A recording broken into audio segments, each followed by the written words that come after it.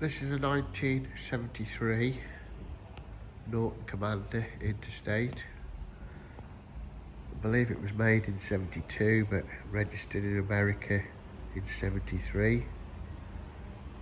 I've got a title for it.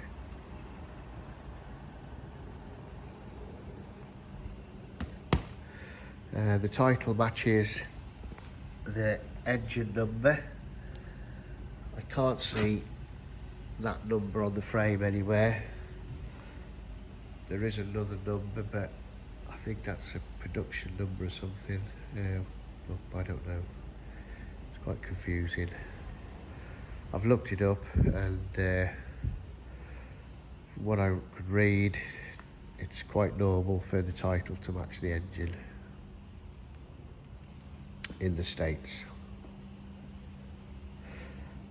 I haven't started it, so I've kicked it over a few times. It's got a lot of compression.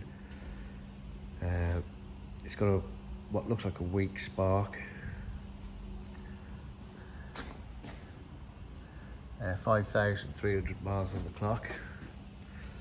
Tidy project. If you're interested, check it out.